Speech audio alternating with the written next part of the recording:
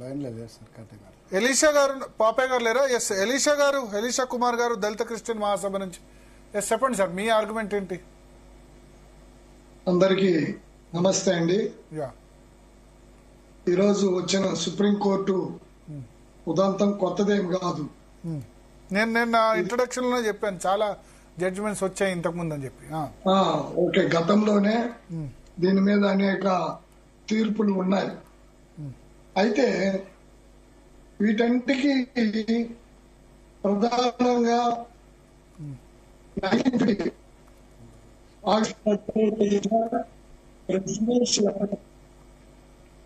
ఆధారం. అయితే మా అభిప్రాయం ఏంటంటే ప్రెసిడెన్షియల్ ఆర్డర్ 3 ఏముందో అది భారత రాజ్యాంగానికి విరుద్ధము అన్నది మా ఉద్దేశం, మా అభిప్రాయం. అందుకే అప్పటి నుండి కూడా సుప్రీంకోర్టులో ఇప్పుడు దాదాపు 14 కేసులు రిట్ పిటిషన్స్ నడుస్తున్నాయి. కొంతమంది ఇంప్లీడ్ అయ్యారు, కొంతమంది డైరెక్ట్ ఇండిపెండెంట్ కేసులు వేస్తున్నారు.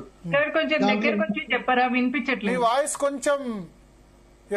దానికి NCBC, CBCI ఇలాంటి నేషనల్ SCBC కమిషన్స్ ఇవన్నీ కూడా కేసులు వేయటం జరిగింది. అయితే ఆ కేసును ఆధారం చేసుకొని జస్టిస్ రంగనాథ్ మిశ్రా కమిషన్ వేసింది కేంద్ర ప్రభుత్వం 2004లో. అయితే దేశవ్యాప్తంగా వాళ్ళు తిరిగి విషయాలను సేకరించి చాలా మందితో మాట్లాడి చాలా ఉదంతాలను తీసుకొని 2007లో జస్టిస్ రంగనాథ్ మిశ్రా తన నివేదికను కేంద్ర ప్రభుత్వానికి సమర్పించడం జరిగింది. ఏమని చెప్పాడు అందులో? కులము వేరు, మతము వేరు. కులము అన్నది సంప్రదాయంగా ఆ తండ్రి వంశపారంపర్యంగా వస్తుంది, కానీ మతము అన్నది వ్యక్తుల యొక్క విశ్వాసం. ఒక తమ్ముడు ఒకలాగా ఉండొచ్చు, అన్న ఒకలాగా. తమ్ముడి మనస్తత్వం నమ్మేది ఒకటి ఉండొచ్చు, అన్న నమ్మేది ఒకటి ఉండొచ్చు. వాళ్ళకి ఏది నచ్చుతుందో, వాళ్ళ మనసుకి ఏది నచ్చుతుందో దానికి వెళ్తారు. కాబట్టి కులము వేరు, మతం వేరు. కాబట్టి ఈ రెంటిని వేరు చేయాలని క్లియర్ గా చెప్పి దళిత క్రైస్తవులకి SC స్టేటస్ కొనసాగించాల్సిందే. ఇది 1935 నుండి రిజర్వేషన్స్ ఉన్నాయి. కానీ ఇప్పుడు ప్రెసిడెన్షియల్ ఆర్డర్ రాజ్యాంగ విరుద్ధం అయితే, సార్ షెడ్యూల్ క్యాస్ట్ ఆర్డర్ రాజ్యాంగ విరుద్ధం అయితే అంబేద్కర్ ఎందుకు వ్యతిరేకించలేదు? అంబేద్కర్ న్యాయశాఖ మంత్రి అప్పుడు. అంబేద్కర్ దీని రాజ్యాంగం సబ్మిట్ చేసిన 1949-26 వరకు ఈ చర్చలంతా కూడా కొనసాగింది. కానీ అప్పటి వరకు ఆ అంశాలను ఏమీ తీసుకురాలేదు దళిత క్రైస్తవులకు వ్యతిరేకంగా. ఇప్పుడు అంబేద్కర్ మహాశయుడికి అప్పటికే మాట్లాడున్నా అంబేద్కర్ దానికి కొనసాగింపుగా చాలా విజనరీ. అంబేద్కర్ గారికి చాలా ఈ సందర్భాల్లో చాలా విషయాల్లో చాలా ముందు చూపుతూ ఆలోచించారు. రూపాయి గురించి అయినా లేకపోతే మిగతా విషయాల్లో అయినా ఈ ప్రాబ్లం ఇట్లా వస్తుందని ముందు చూపుతూ ఆలోచించకుండానే ఆయన చేశారు. ఆయన ఉద్దేశం వర్తించద్దనే కదా. భరత్ గారు కమ్యూనల్ అవార్డు వచ్చినప్పుడు ఎంత రాద్ధాంతం చేశారు, ఆయన మీద దాడికి పూనుకున్నారు, దళిత అస్పృశ్యుల మీద గ్రామాల్లో దాడులకు పూనుకున్నారు. చివరికి గాంధీ గారు చనిపోయే పరిస్థితి ఉందని వాళ్ళ కొడుకు వచ్చి అంబేద్కర్ గారిని అడిగితే అంబేద్కర్ గారు మంచి హృదయంతో దాన్ని ఒప్పుకుంటూ సపరేట్ ఎలక్టరల్ సిస్టమ్ కు కూడా వెనుకాడి సపరేట్ నియోజకవర్గాలకు ఒప్పుకొని అక్కడ ఆగాడు. ఒకవేళ అంబేద్కర్ గారు మొండి పట్టుంటే ఈ దేశంలో ఎంత జరిగేది? సైమన్ కమిషన్ అప్పుడు ఏం జరిగింది? గో బ్యాక్ సైమన్ కమిషన్ అని ఒక నినాదం తీసుకొచ్చారు. కానీ అంబేద్కర్ గారు ఇంకొంతమంది ఉద్యమకారులు వెల్కమ్ సైమన్ కమిషన్ అని అడిగారు. అయితే ఎటు తిరిగి సైమన్ కమిషన్ చేరి ఈ దేశంలో అస్పృశ్యులకు జరుగుతున్న వివక్షత, SC ST BC మైనారిటీలకు జరుగుతున్న వివక్షత గురించి ఆయన వివరించాడు. కాబట్టి అప్పుడు రెండో రౌండ్ టేబుల్ సమావేశంలో 2 సమావేశాల్లోనూ దాని గురించి మాట్లాడి అప్పుడు కమ్యూనల్ అవార్డు ప్రకటించడం జరిగింది. అంటే అక్కడ పరిస్థితులు చూస్తున్నాడు అంబేద్కర్. మనుషుల మధ్య ఎక్కువ అగాధం ఏర్పడకూడదు. ఈ మనుషులు ఎవరైనా ఒకరు గాంధీ ఒక మాట చెప్తే అదే పట్టుకొని ఉన్నారు, పటేల్ గారు ఒక మాట చెప్తే అదే పట్టుకొని ఉంటారు. కాబట్టి అప్పుడున్న జాతీయవాదంలో ఇలాంటి చిన్న వాళ్ళ యొక్క అభిప్రాయాన్ని తీసుకునే పరిస్థితి లేదు.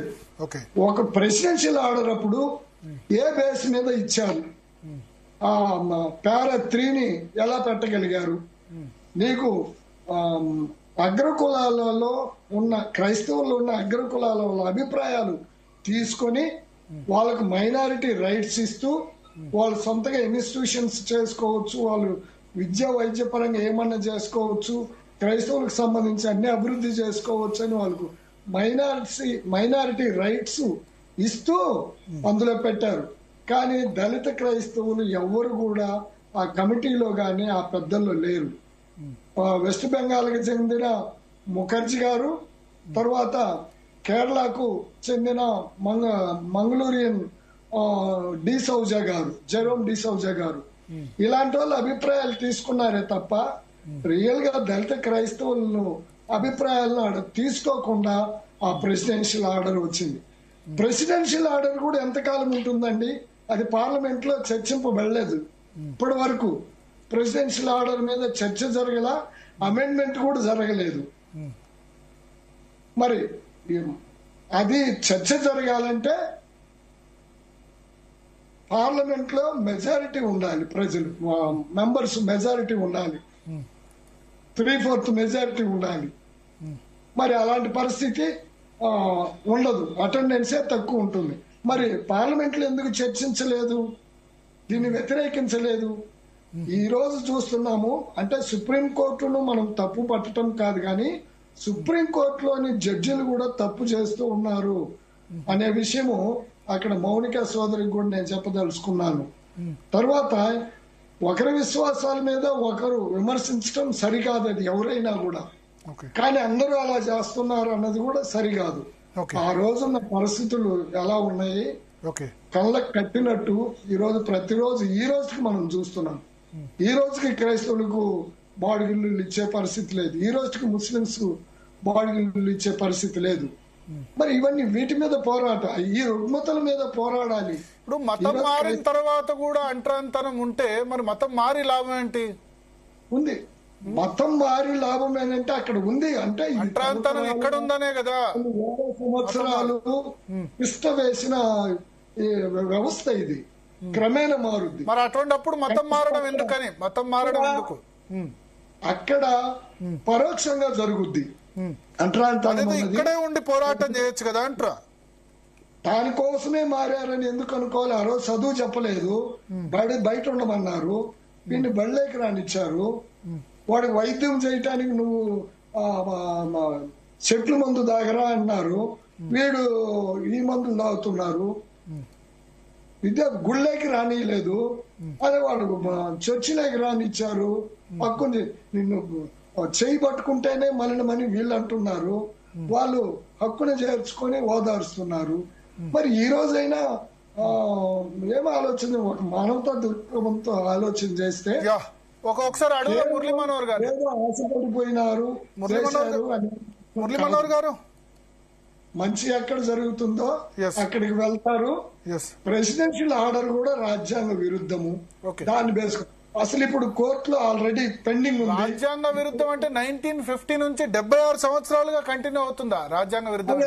అది రాజ్యాంగ విరుద్ధం. మేము కోర్టులో దాన్ని వెళ్తే 76 ఇప్పుడు ఒక తీర్పు మీరే చెప్పారు, 14 సార్లు సుప్రీంకోర్టు తీర్పిచ్చింది. రాజ్యాంగ 14 సార్లు సుప్రీంకోర్టు తీర్పిచ్చింది కదా. ఒక వ్యక్తి ఒక పాస్టర్ దాని గురించి ఇచ్చారు, కానీ మేమేంటి presidential order itself wrong అంటే. కానీ మరి ఈ 76 సంవత్సరాల్లో ఎవరు ఛాలెంజ్ చేయలేదా ప్రెసిడెన్షియల్ ఆర్డరే ఇదని చెప్పి? ఏమండి, ప్రెసిడెన్షియల్ ఆర్డరే అన్కాన్స్టిట్యూషనల్ అని చెప్పి 76 సంవత్సరాల్లో ఎవరు ఛాలెంజ్ చేయలేదా? ఎందుకు నడుస్తా ఉంది? ఈ రోజు 14 కేసులు ఉన్నాయి. సుప్రీంకోర్టులో Yes. 14 కేసులు ఉన్నాయి. ఒకసారి మురళీ మనోహర్ గారు ఒపీనియన్ తీసుకుందాం. మురళీ మనోహర్ గారు, సారీ చాలా డీల్ అయింది ఎందుకంటే 5-6 గెస్టులు ఉన్నారు కాబట్టి. కమిషన్ రిపోర్టును అమలు చేయమనండి. ఎస్ ఎస్ అది చేయని చేత కాదు. కొత్తగా బాలకృష్ణ కమిషన్ వేశారు. Okay. కాలయాపన. ఇప్పుడు ఈ కమిషన్లు ఏంటంటే ఎవరు అధికారులు ఉంటే వాళ్ళు చెప్తాయి. ఏముంది మీకు తెలియదు ఏముంది కమిషన్. ఎవరు అధికారులు ఉంటే వాళ్ళు ఏం చెప్పమంటే అది చెప్తారు కమిషన్లు. ఎస్ మురళీ మనోహర్ గారు. దీంట్లో కుట్ర అయితే దాగుందండి. ఓకే. ఇలా సామాన్యుల మీద, దళిత క్రైస్తవుల మీద కుట్ర కోణంతో ఈ ప్రభుత్వాలు ముందుకెళ్లాలంటే Yes. అది సాగవు.